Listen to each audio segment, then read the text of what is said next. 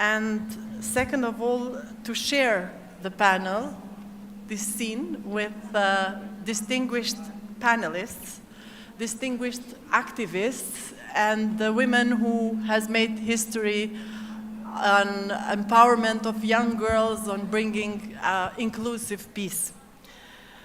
I'm here with Iqbale Rogova. I call her Iqbale, but everyone calls her Igo. She's the executive director of the Kosovo Women's Network. She is the tireless advocate for women's rights and grassroots activism. And I think we know each other forever since I was a little girl. She was also one of my mentors and teachers throughout the journey in my career. So thank you, Igo. Thank you for being with us. I'm here also with Velma Šarić, president and founder of the Post-Conflict Research Center. She's a researcher, a peace-building expert, and a human rights defender from Bosnia and Herzegovina. Dobrodošla, Velma. I'm here also with Jeta Kasnici, my friend. Jeta is currently supporting the Pristina-Belgrade dialogue. She has, of course, deep insights in peace building. She has supported so much in gender-sensitive transitional justice and serving as an advisor for former President Yahyaga on addressing the issue of conflict-related sexual violence. And she's also the deputy chair of the Commission for Verification of the Status of CRSV Survivors. Welcome, Jeta. And last but not least, Nicolina Marcheta, former gender advisor to the EUFOR commander. She brings valuable experience from international missions and gender-sensitive security sector. So, our panel is called Lasting Peace in Western Balkans. As many of you know, the Western Balkans region has made a remarkable strides since the conflict of 1990s, but our journey towards sustainable and inclusive peace with women and girls in the table, in decision-making, continues. So peace is not just the absence of violence, it's about building trust. It's about healing. It's about creating opportunities for all of us, equal opportunities. Today, we will explore the critical role of women in this process as a community leaders, peace builders, negotiators, and advocates for justice. Women here bring unique perspectives, grounded in their lived experiences, their work within communities, and their commitment to peace. They are often the ones bridging divides, challenging stereotypes, and opening spaces for dialogue where formal processes fall short. So, today we plan to reflect the women's contribution and see how we can shape a better peace in Western Balkans. So I hope we have agreed with Igo to have an interactive session. Most probably we will go with one question and one message, but we really want to open the floor for you so that you are able also to engage with our distinguished members of the panel. Exactly. So Igo will have her own microphone, and we are free also to stand and speak whoever feels more comfortable. Igo, your work tells a lot, but today we are talking about your work, which has long focused on empowering grassroots women in Kosovo and women's organizations. How have you seen women at the community level contributing to reconciliation and peace building? And I know you have many examples to share. I'll try to be short, Laura, but I have to stand up because I cannot sit and talk. But first, can we have some lights here? Because I don't like this room to be in the dark, please. Some lights? Do you agree? A bon pak drit, ju lutem. Se këto reflektorat na bon qarë, krejt, komplet. Faleminderit. Mundësisht drita, mundësisht. Okay, Laura, I'll try to be short. Women are strong. Women are strong. Women are brave. That's why there is anti-gender movement, because women speak peace. Do you agree? And women are also misused for political parties to fight each other. But we stand up today in solidarity with all of them. In Kosovo Women's Network, we have a Red Shoes Day for solidarity. And we continue, Nicole, where's your red shoes? We continue to wear every Tuesday red shoes to be in solidarity with women, because without solidarity, there is no way we can go forward together. In 90s, Vlora, we had 12 organizations in Kosovo. And we did organize peaceful events then. It was under snipers of Milosevic. We went in the street and protested and had many times message of peace. We didn't want war, we wanted peace. And we asked the international community to listen to our voices for peace. But then we heard of Women in Black International Conference in Serbia, and the whole region was gathering there every year. Women from Bosnia and Herzegovina, Croatia, from all the countries of ex-Yugoslavia and the world, they were coming to that conference to talk about peace and to support each other. And there I heard what happened in Bosnia and Herzegovina. And they taught me how to prepare back home. And because it was a lot of trafficking happening for international soldiers. So we came home and we prepared, before international community came to Kosovo, we prepared how to fight and not have trafficked women come in by force in Kosovo. So we learned from each other all the time. But also we build relationship. Because women in black in Serbia protested every Wednesday in middle of Belgrade against Milosevic. Every Wednesday. So we were in solidarity together and we were cooperating together. After the war, we continued the relationship, and then negotiations started.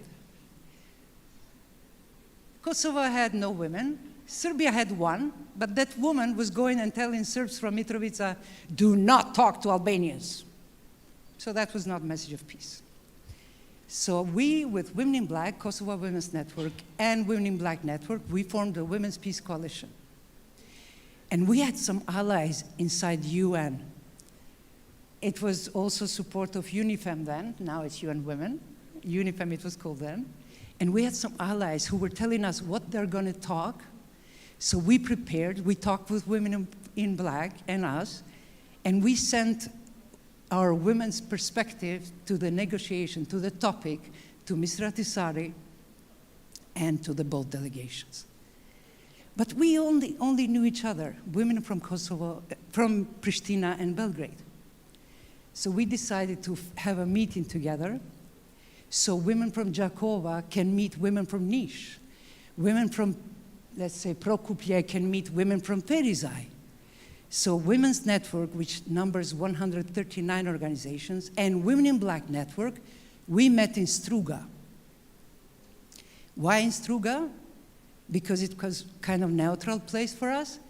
But in that time in Ohrid, there were men going, politicians, they were going to Ohrid. We said, no, not Ohrid, we go to Struga, the other side of the lake.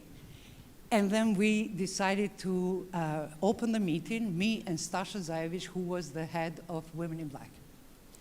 And then Stasha said to me, Igo, can you go and sit? I said, Stasha, if I sit, women of Kosovo, they will kill me. They will say, you have to stand there. You cannot let the Serbian women speak alone and open the conference. Stasha said, do you trust me? I said, yes. So trust. Trust is so important with each other. I said yes, so I went and sat. And Stasha was alone opening the conference. And she said, every time I share this, I get emotional. She said, we cannot start this conference without saying one word to you all, women from Kosovo. Forgive us. Forgive us what our country did to you. And then one by one, the whole delegation from Serbia stood up in front of us. And they asked forgiveness. So what do you think happened in that room? For 2 hours, we were all crying. For 2 hours. Because they asked forgiveness. It was the first time, 2006, first time we heard the word forgiveness. And you know what? There was RTV 21. And they played this in the main news. And the whole Kosovo was affected. The whole Kosovo was in tears that night. So when we came home, at the border in Kosovo, even policemen said, we cannot take, because of the, how do you say, protocol, we cannot say take our head off, but we wish we can take a head off and say, well done, women.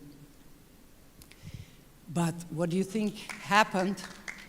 What do you think happened to women from Serbia when they went home? They were attacked. Their office was broken. They were called traitors, and they were attacked daily. So, yes, women are strong. Women trust each other, and women should stay in solidarity, but women always pay consequences. That's why we need more and more each other to support each other. Thank you.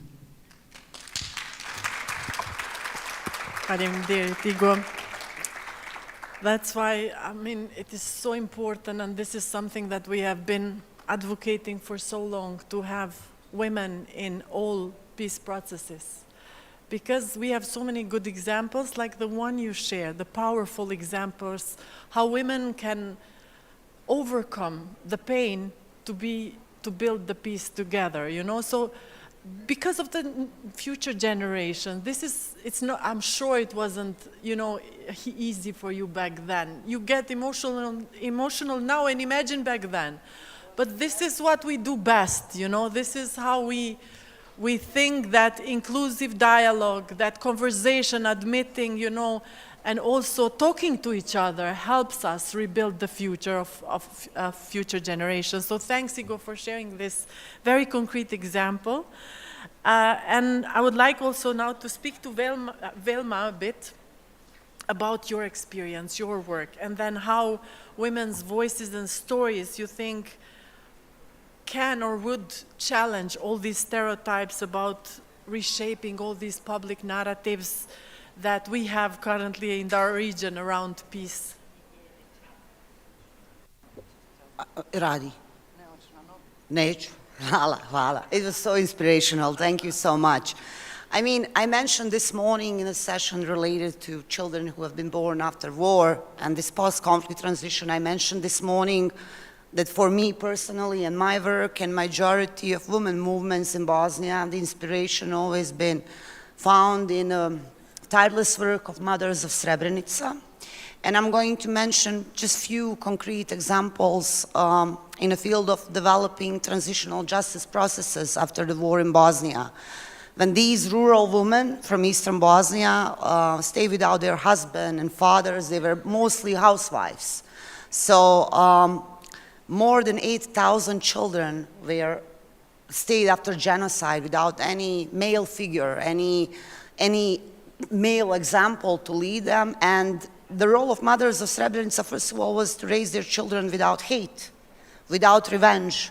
And that is a huge contribution. On another hand, when all these men and boys were killed, they were thrown in mass graves, and not even a local politicians, and nobody was giving a chance to these women that they will track their bodies, that they will be able to found the mass graves, that they will be the one insisting on establishing International Commission of Missing People and State Institute for Missing People. And that is something which have been replicated through the region and now all around the world, considering that ICMP is working in Hague and searching for missing people globally. And then I'm going to go back just a little bit on the role of women as witnesses in the trial processes. Majority of these women, not just in the case of Srebrenica genocide, but in a case related to sexual violence and crime, specifically rural women from eastern Bosnia, Foča, who testified in a few cases, but the most famous is a case of Kunarac. 16 rural women decided they will take a stand in front of the Hague Tribunal and they will testify for the first time. And the Hague Tribunal, through their brave testimonies and tireless work, was able to prove that what happened to them was rape and sexual violence. Through these cases, they literally changed the international law, and now rape is a crime against humanity.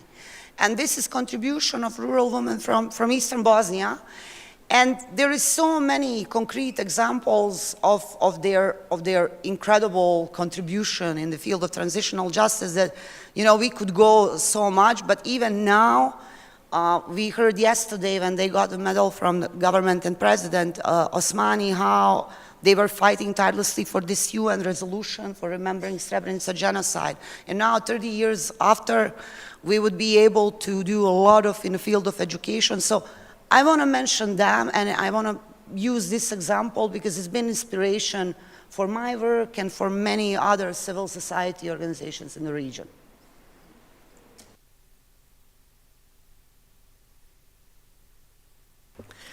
Yet, we will speak in English, okay?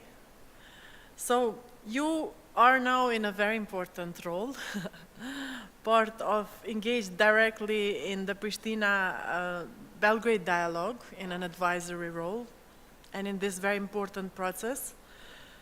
So how do you see from that perspective the barriers, but also the opportunities that exist so that we come together and integrate women's voices, but also have women consulted, sharing all this experience that we heard? I think we do have many lessons learned that we could share and add value to the process. So tell us more how is from that perspective, because you've been part of civil society as well, so now you're in a different seat. Thank you. Thank you very much, Laura. It's a great pleasure to be here and to share this panel with these distinguished activists.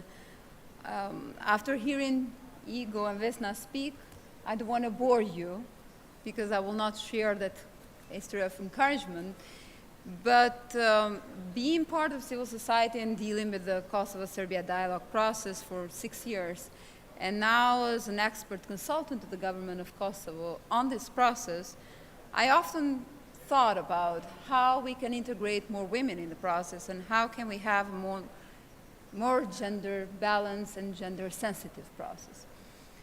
And having also academic background, that helped me develop a research that I shared even previously with some of you, but that it made me think of how we can actually find venues in increasing the number of women in the process, but also ensuring that peace processes integrate gender perspective into them. And what I came to realize is that, first of all, there's a number of actors which determine these processes. These are the national actors, the people who are in the government, opposition parties, civil society, media. But we also have the international actors, the intermediaries, the mediators, the facilitators. The national actors and the international actors, all of them, they play a very important role on how a process looks like, how much women are present, but how much also the process is gender sensitive or not. The second element that determines the process that I came to realize through my research is the design and the goal of the process. And I was looking into the Kosovo-Serbia dialogue process and trying to understand why some topics are in the process, in the negotiation table, and some others are not. And I came to realize that the design of the process itself has created limitations for various topics which might integrate more of a gender perspective to be left outside of the table. Why? Because the agreement is that for topic to be tabled in the negotiations, you need the agreement of both parties. And for many, many topics, including reparations, economic, financial redemptions, or even conflict-related sexual violence and missing persons, there was never an agreement from the other side to table it and to discuss it. So we see that, in this case, the design of the process itself leaves somehow the gender perspective outside. The third element that I came to understand is also the timing or the circumstances or the conditions under which the peace process takes place. Is it immediately after the war? Is it a comprehensive agreement that we are trying to reach to settle different issues? Or is it more of an incremental process that is, after many years that we're trying, like now the Kosovo-Serbia dialogue process, normalize relations between one another when we talk about topic by topic, technical issue by technical issue, which is still political, but that is a different process. So also that, the circumstances and the timing does play an effect on where women are and how much, how much the process is gender sensitive.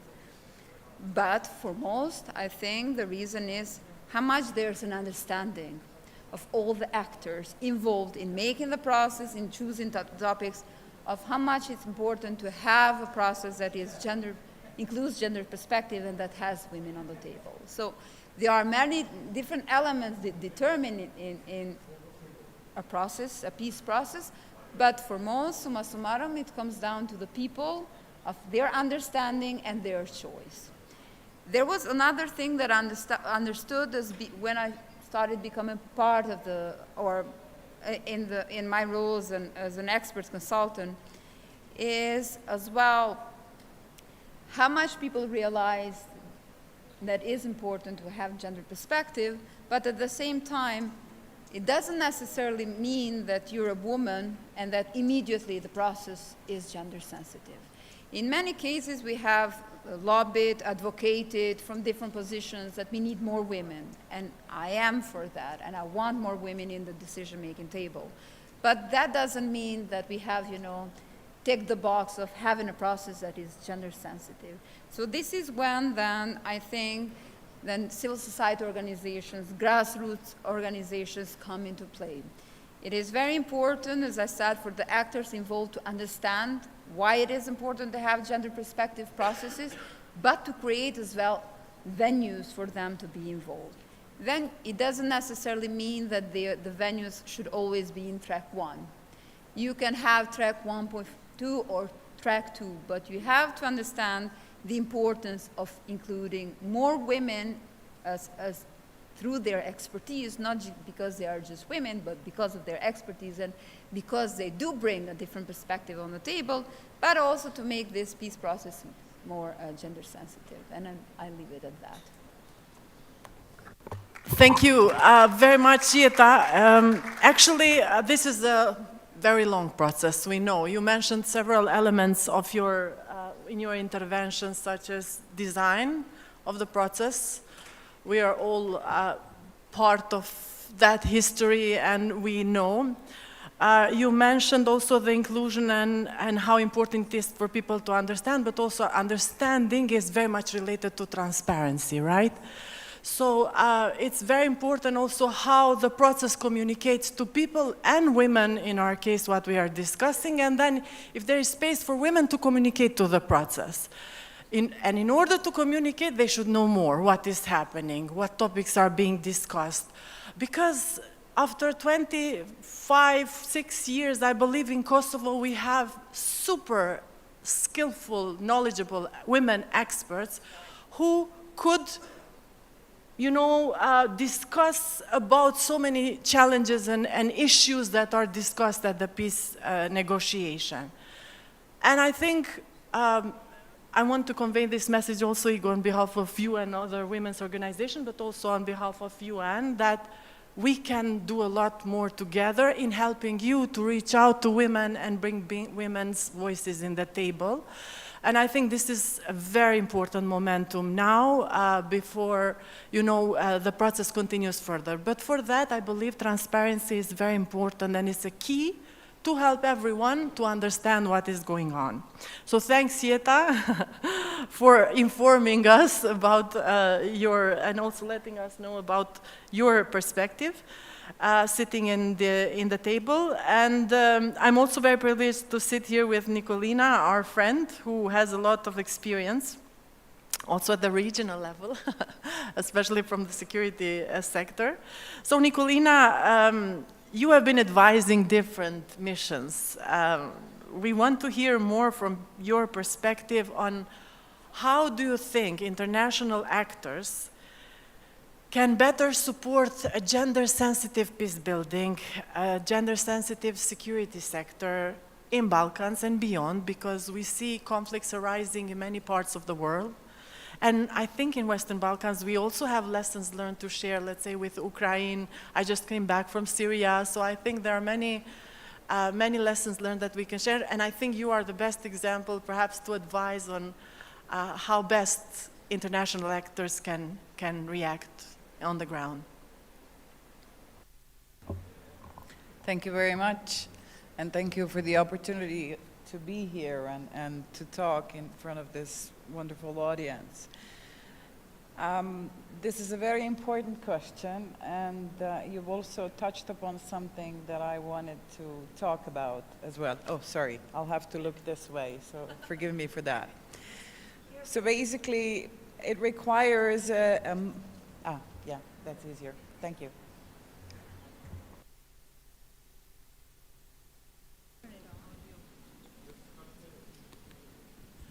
Do you hear me?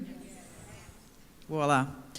So it required a multi-phased approach, and it basically requires a serious taking in consideration of the cultural and social norms and dynamics, but also a very complex history that the Balkans has. I mean, we all know we have wars very often in this area, and unfortunately not every time things are properly dealt with after the conflict, and this is leaving a lot of room for new conflicts to develop.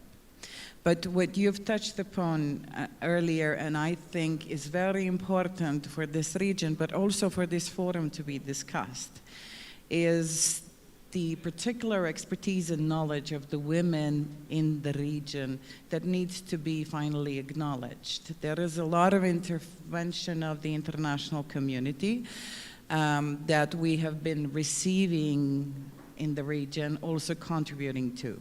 But what I think it's the final time to do is to say there is no need for capacity building anymore in this region. The capacity has been built through personal experiences, through, unfortunately, some very harsh and bad experiences that women of Bosnia and Kosovo have gone through.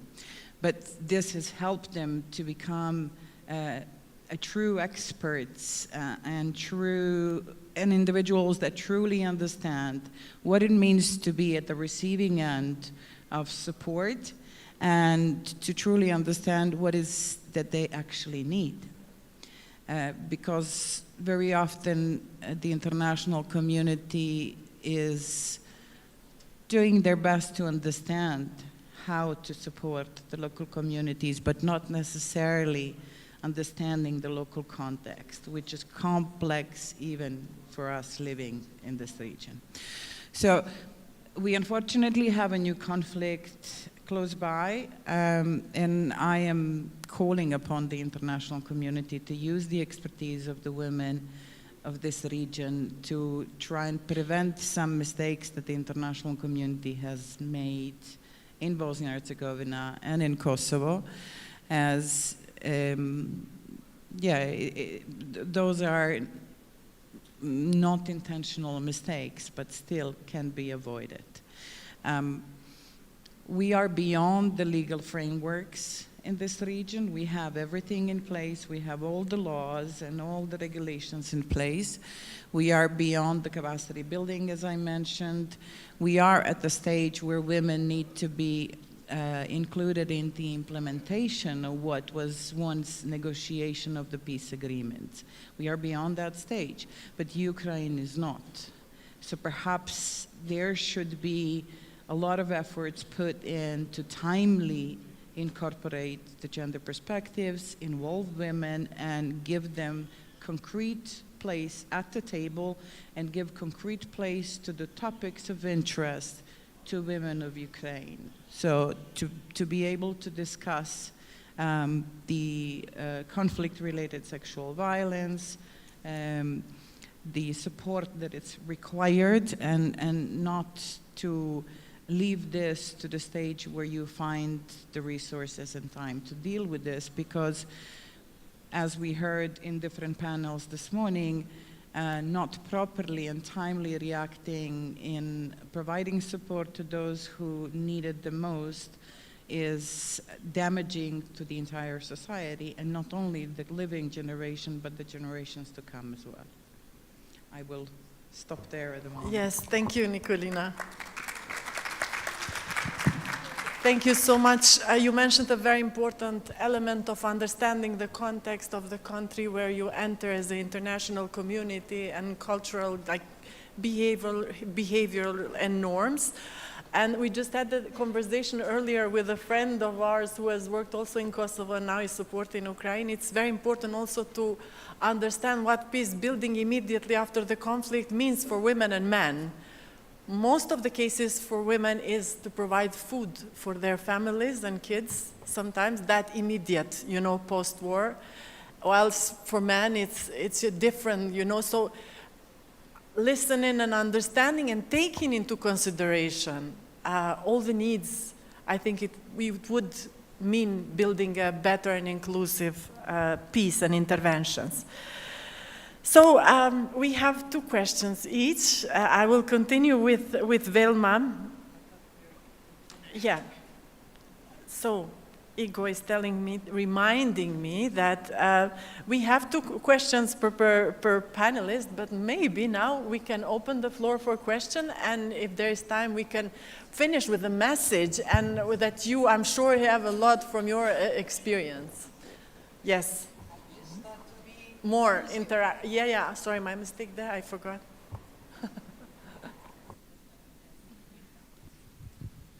Mike. Is this Mike? C'è Pascal.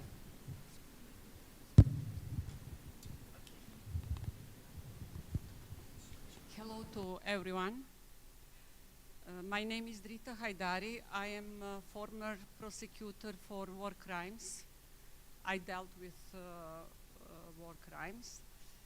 And still after the war in Bosnia, I was in Sarajevo and Bihać on 1997, where I lost many friends, my relatives. I had relatives and still have relatives in Bosnia. I heard terrible story in Bosnia, and in that time I couldn't imagine that the same dirty war will happen in Kosovo. The war happened, and we are still faced with the terrible consequences of the war. Anyway, my question is for our guest from Bosnia. Do you have real statistics, or let's say, do you know approximately number of the victims of sexual violence during the war? Thank you very much. Thank you so much. I mean, there are some statistics from United Nations, which goes toward 50,000. Many women decide never to speak out. Because of stigma and silence, they never talk about it. According to some EU data, it was around 10 to 20,000. So there are different statistics from different victims organizations and survivors organizations. But the whole process started quite late in Bosnia. Let's remind ourselves that we started to talk about rape and sexual violence probably on the biggest level around 2010. And we are grateful for that, mostly through the role of art. A couple of our filmmakers, such as Jasmila Žbanić, who made a film, who won Berlinale Fest about transgenerational trauma, and then we were quite lucky to get the Hollywood star Angelina Jolie to do her film In a Land of Blood and Honey, who raised a lot of awareness about victims of rape and sexual violence, which then brought initiative Preventing Sexual Violence in Conflict together with the UK. Did help that many women decide to talk, but statistics are still unsure exactly, so.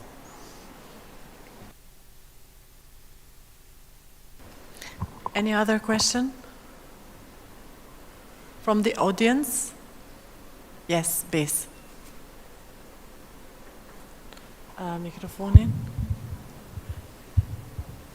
Okay, and then 2 questions, okay. Thank you. Thank you very much to all panelists. It was interesting to hear all the perspectives from different countries and efforts that women are trying not only to become present at the dialogue and peace talks and peace processes, but also to influence, let's say, the politicians, the international factors that are helping these peace processes to put also themes that are important to women in the peace talks and peace processes in agenda. So far, we have only evidenced, let's say, marginal presentation. We had once a women negotiator in our case in Kosovo. In the first conference forum, Women's Peace Security Forum, I had the opportunity to ask that time Mr. Lajčák, why is it so impossible to have a more balanced negotiation groups in these talks? And obviously in all the peace processes it's less women present. But we also had cases and opportunities where successful women negotiators had made it possible, let's say, or contributed to a more lasting peace in some areas. Right now, we are in a situation that women themselves cannot do much because all the political factors are not able, as we see, as we evidence, to secure a peace and a dialogue. We are so antagonized internally, externally, that this almost seems possible. In your view, we heard the stories of the past. Igo explained how women took the role, and also in Bosnia and other cases. What has remained to be done, basically, by women in order to move a bit forward? It will still be not possible to, let's say, to have this utopic idea that if women take the leader and contribute more, suddenly all the problems will go away and we will have a lasting peace. But what could be, what do you see something which is, let's say, most urgently in the region, especially also in relation to Kosovo and Serbia, which we are nowhere, let's say, with the dialogue and with everything? What can be possibly done, let's say, in the first 5-6 months, starting from the end of this forum? Thank you. Thank you, Besa. I've been thinking about that too, sorry. I've been thinking about that too, of how we can, what could be done. Let me put it like that.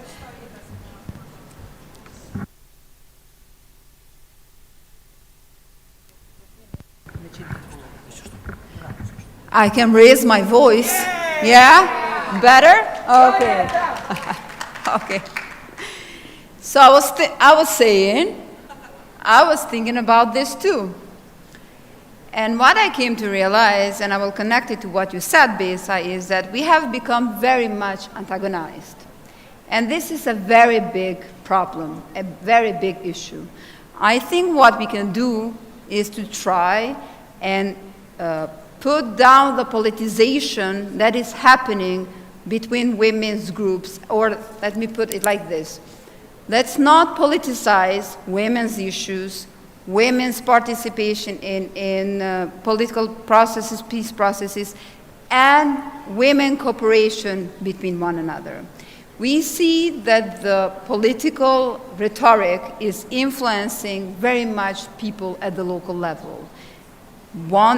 Even if they don't want to, sometimes, especially non-majority communities, the Serb community in Kosovo is more pressured by the political mainstream rhetoric. And we see that this is also influencing the way how communities talk to each other, live with each other, look at each other, but also it's influencing the relationship between women's groups, maybe not at the local level, but between the central level and the local level.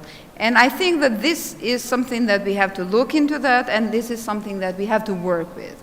We have to see how to leave politics and how to leave politics to the politicians, if I can put it like this, but not to influence the everyday relations between communities. Because in a question that Vlora sent us, the second question, she asked us to think about, or she asked me to think about, like, what is my hope for the future?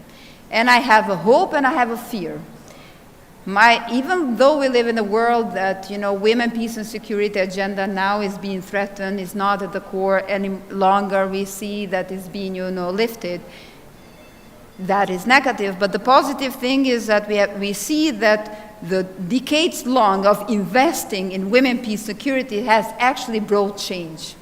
The younger generations, they don't think the same way that I think, and they don't think the same way that Ego thought. I had more opportunities because Ego opened my way, and the younger generation have different opportunities because we all together worked in creating bigger space for women. Now younger women, they don't see themselves from the gender perspective. They see themselves as experts, they are ambitious, they are educated.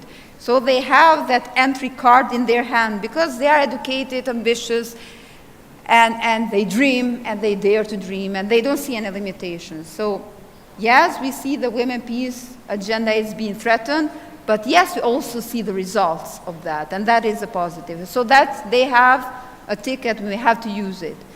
But my fear comes here. They do have the ticket, but they don't have the same solidarity that we had. And they do not recognize each other as we did. We see younger women that are Albanians and Serbs that never met each other, that never talked to each other, that might have prejudices to one another.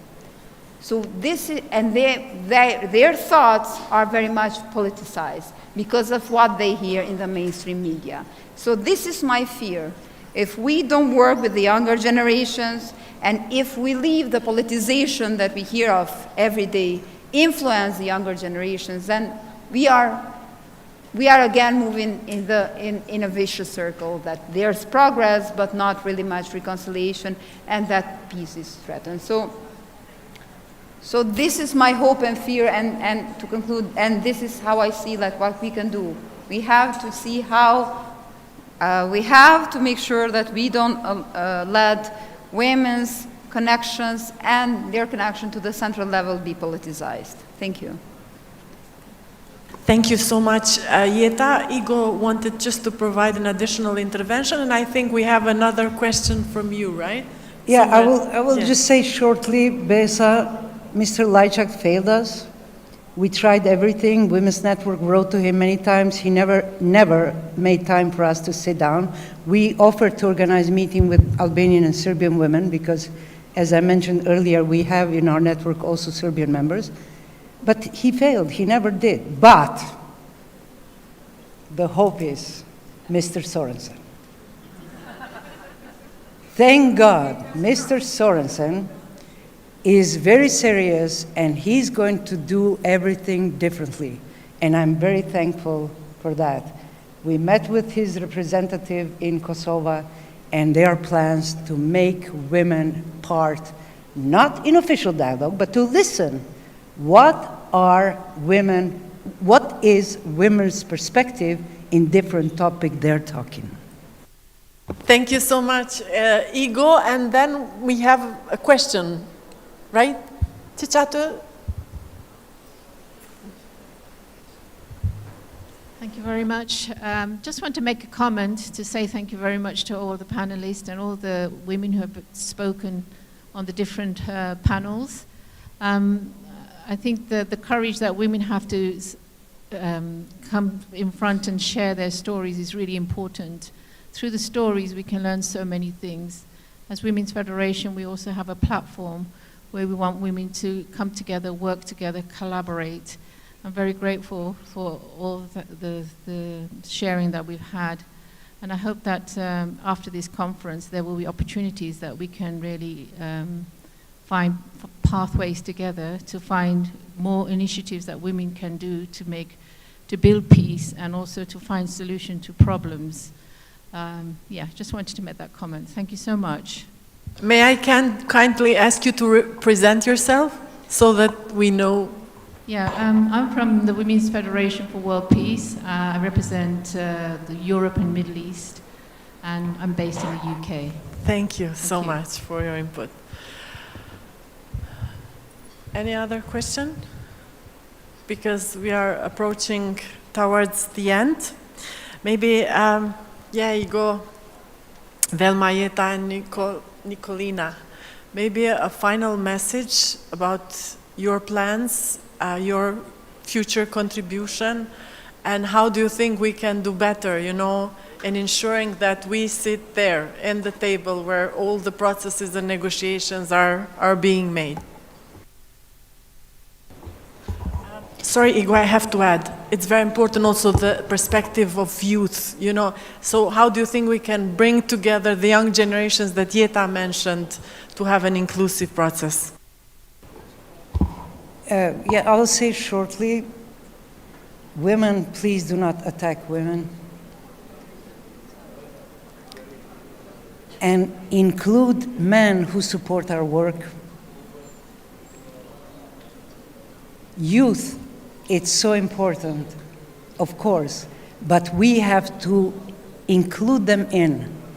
And how we include youth in and how we include men in is with our approach. We cannot go to youth and say, I'm the expert, listen to me, but to include them to say, what do you think? So yeah, solidarity between women, number one, is so important, and the inclusion of men and youth.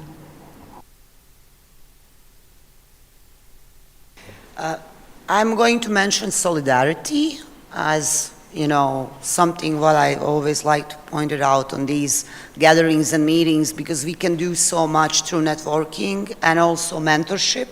I do know how much did affect my work, and there is something very special in mentoring, and when you can bring new young people especially into the process, we do. I also completely agree about the role of men. We try to engage as much as possible young men into our work and try to teach them about how I previously talked about sexual violence and crime and rape in Bosnia, and teach them about judicial legacy and prevention, that they do know that there are some court cases, and in the case of repetition that someone can end up in jail. So prevention, I would say. And I mentioned, this initiative preventing sexual conflict in violence, and how some lessons from Bosnia really created this international protocol for preventing sexual violence and crime. And now rape can be proven through the knowledge and expertise. So that's why I'm thinking that networking can bring a lot. And I've landed up that women's rights are human rights, and human rights are women's rights once for all. And that's something what should be leading us in the future too.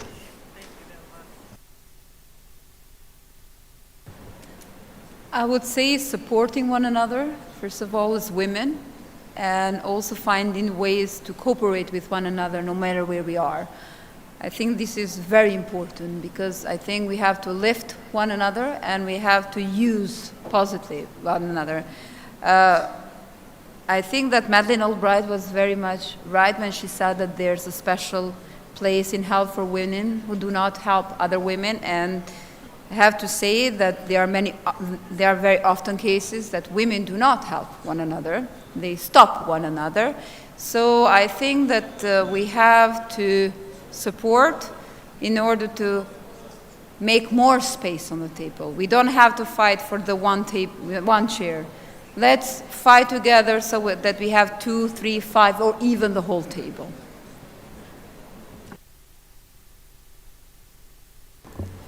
Thank you.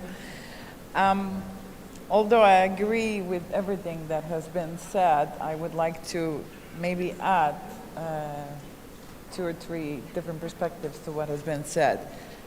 First, to start with the youth and the fact that nowadays the generation is different, has much more opportunities, as you've said. But let's not also forget the fact that they have been raised by the parents that have experienced some serious traumas and have not been repaired properly. So this still remains an impact on how they perceive a lot of things in their young and then adulthood life. In terms of, how do I see the future, I will agree with everything that is said and support it wholeheartedly. But again, go back to what I've mentioned, and this is that all the peace processes are driven and facilitated mostly by the international community. And I do believe that both the responsible political leadership of the conflict-driven country, as well as international community, do have or have to be held accountable to provide the space for women to concretely participate in all the peace processes, rather than just talk about the willingness, and their availability to